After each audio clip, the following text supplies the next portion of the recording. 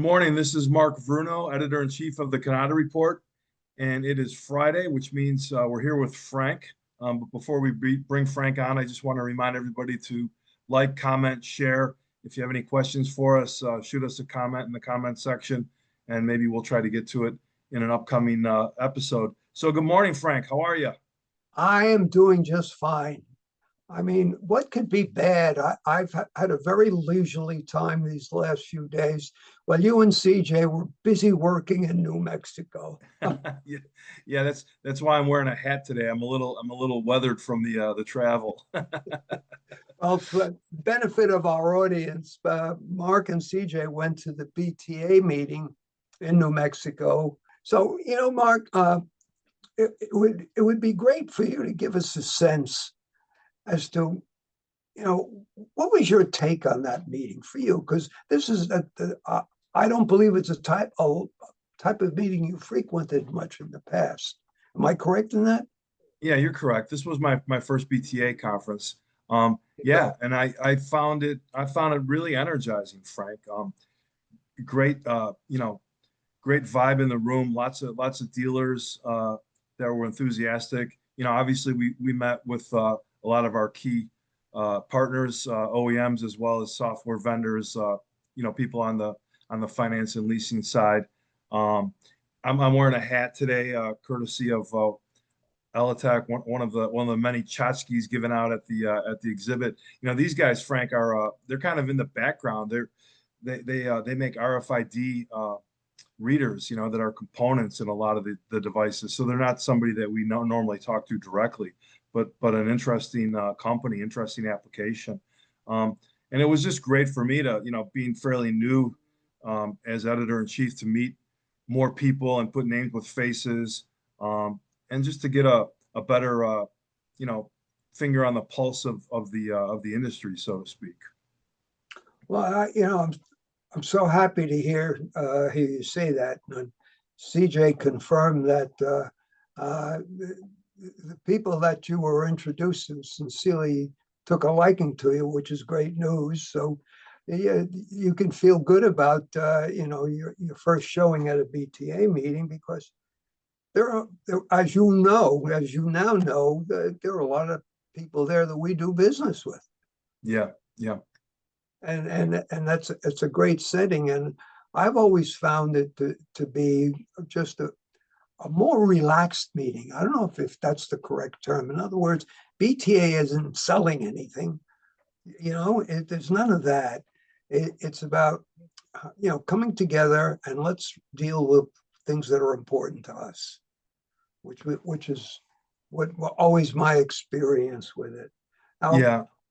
And there was a wide range of dealers, from small to very large. And so it was good to get, the different perspectives of some of their challenges and how they're trying to, increase their revenue streams and recurring revenue and all that good stuff. One of my bigger takeaways at the event, Frank, was Xerox.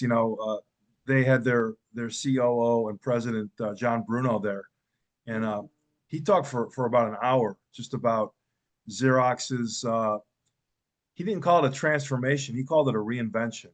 And I know you saw Xerox a few weeks back at TD SYNNEX in South Carolina, and they had a prominent presence at that show.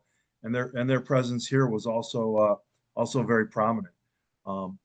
He talked about their, kind of reaffirm their commitment to the imaging space, how they want to kind of regain their leadership in the A3 format.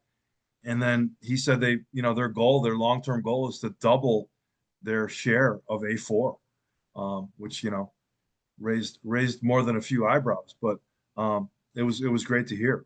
CJ shared something with me. I'm not quite sure about DSI. Phil Hauser. Yeah, they did a little session about succession planning.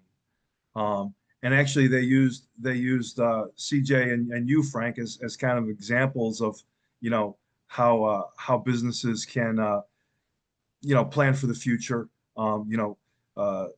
Jocelyn took over, or I guess is in the process of taking over for Phil. So Right. There was a lot of synergy there, and just talk about family business and how that can be.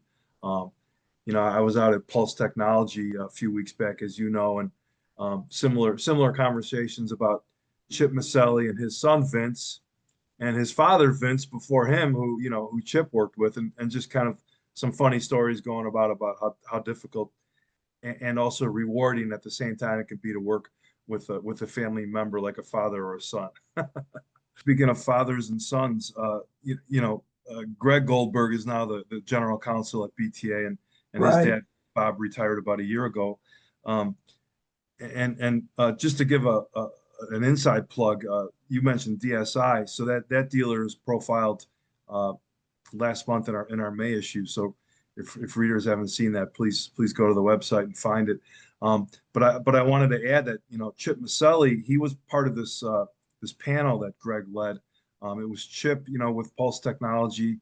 It was Ken Staubitz from Modern Office Methods in Cincinnati area. And then it was Tim Seeley Jr. from Upstate New York, Seeley Office, I think it's called Office Systems. Um, but it was an interesting panel, Frank, and they talked about a bunch of different things, everything from recruiting talent to AI. But the big takeaway for me from that panel, they were kind of sharing war stories about best practices and things they've learned, not only from things that went well, but also things that haven't gone well. And one of the big ones that they mentioned, all three of them, either in a positive or a negative light, was this whole idea of diversifying into IT, managed IT, and how challenging it can be. And there are dealers who've done it successfully, and then there are dealers who haven't or tried it and failed. And it was really insightful to hear their stories and how to do it, how to make money doing it. Because that's the big one. Is it profitable? You're going to see ROI or are you not? So it was pretty fascinating.